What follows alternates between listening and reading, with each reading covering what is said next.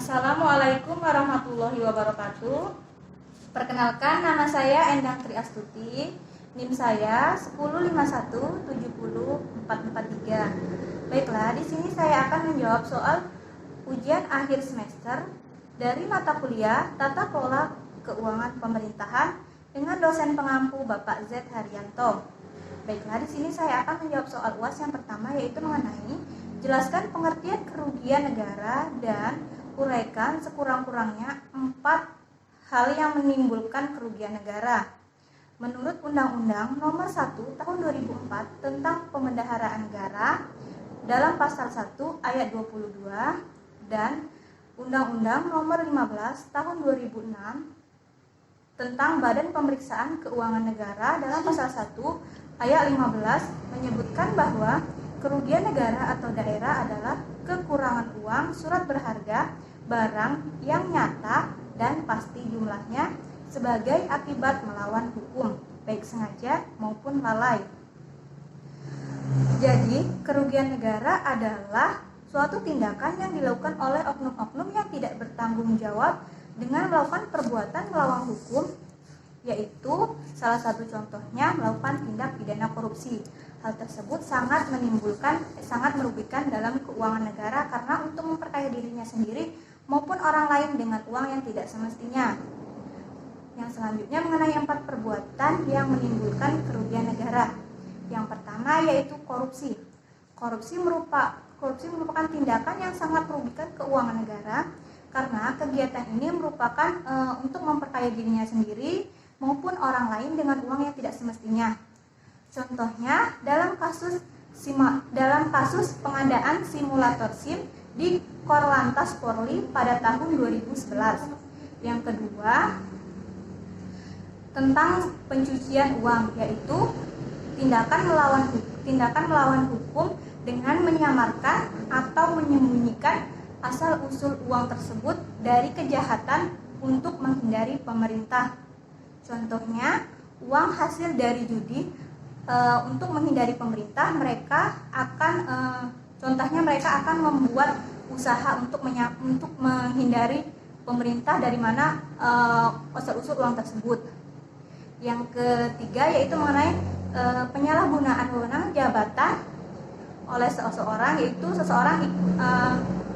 penyalahgunaan wewenang jabatan yaitu ikut membantu seseorang atau kelompok untuk melancarkan suatu urusan mereka sehingga dapat menimbulkan kerugian negara. Contohnya konspirasi di dalam instansi pemerintahan untuk melancarkan suatu urusan di dalam organisasi tersebut. Yang terakhir yaitu perbuatan pengelakan pajak. Pengelakan pajak yaitu suatu tindakan untuk memasukkan jumlah harta kekayaan untuk dilaporkan pemerintah untuk perhitungan pajak lebih sedikit daripada semestinya. Contohnya yaitu ketika seseorang mempunyai harta 10 juta tetapi mereka hanya melaporkan pajaknya itu 5 juta saja. 5 jutanya tersebut merupakan hasil dari pengelakan pajak yang itu dapat merugikan dalam keuangan negara. Baiklah, di sini saya akan melanjutkan untuk soal yang kedua mengenai video dalam channel YouTube Kompas TV mengenai konspirasi dana siluman. Sampaikan analisis saudara dalam perspektif ilmu tata kelola keuangan negara yang saudara ketahui. Jadi, video tersebut membahas mengenai anggaran APBD tahun 2013 dan 2014 yang tiba-tiba dana tersebut hilang. Hal ini terjadi karena pada tahun 2013 melakukan dana penganggaran untuk pembelian truk sampah, tetapi dana yang dianggarkan ini tidak ada, tiba-tiba dananya itu hilang. Kemudian di tahun 2014 untuk melakukan APBD perubahan 2013 menganggarkan kembali untuk pembelian truk sampah, tetapi dana yang dianggarkan ini hanya setengahnya saja yang ada, yang selebihnya hilang. Hal ini terjadi karena adanya konspirasi antara DPRD dan pihak SKPD maupun pihak dari perangkat daerah yang terlibat di dalamnya untuk memuluskan membuat dokumen anggaran versi DPRD. DPRD juga menolak untuk melakukan penganggaran melalui e-budgeting. Melihat kasus ini, di sini di DKI Jakarta sistem penganggarannya itu tidak transparansi. Seharusnya sistem penganggaran APBD ini harus transparansi, karena ketika sistem penganggarannya tidak transparansi maka dapat memunculkan dugaan-dugaan penyelewengan dana yang dilakukan oleh oknum-oknum yang tidak bertanggung jawab untuk keperluan mereka sendiri.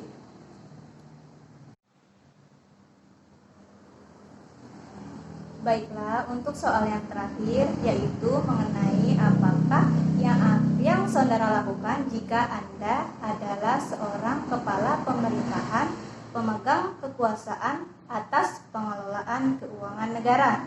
Jadi, jika saya sebagai kepala pemerintahan yang memegang kekuasaan atas pengelolaan keuangan negara, maka saya akan mengalokasikan dana-dana dari semua instansi pemerintahan yang dirasa tidak terlalu penting untuk dialokasikan kepada penanganan yang sangat mendasar dan membutuhkan dana yang banyak.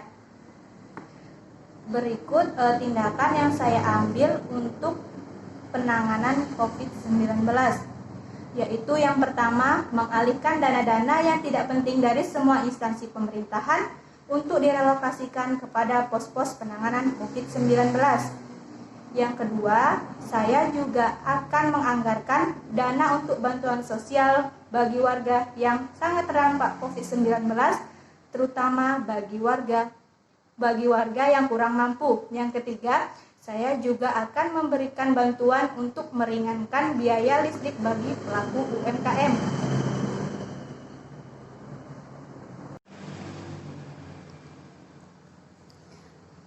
Sebagai kepala negara yang memegang kekuasaan atas pengelolaan keuangan negara, saya harus berhati-hati dalam menganggarkan dana yang tidak begitu perlu untuk dianggarkan agar dapat tepat sasaran, untuk meminimalisir penganggaran dana yang tidak ada manfaatnya, yang tidak bisa dirasakan oleh masyarakat atas suatu tindakan yang saya ambil.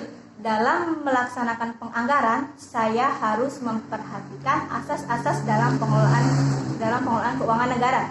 Salah satunya saya harus memperhatikan asas transparansi anggaran yang akan saya lakukan, untuk apa saja dana yang akan saya anggarkan ini untuk apa saja, sehingga publik dapat mengetahui dana yang saya anggarkan ini untuk apa saja. Kemudian saya juga harus memperhatikan asas akuntabilitas atau pertanggungjawaban untuk dipertanggungjawabkan kepada negara dana yang saya anggarkan ini untuk apa saja. Sekian dari saya akhiri. Wassalamualaikum warahmatullahi wabarakatuh.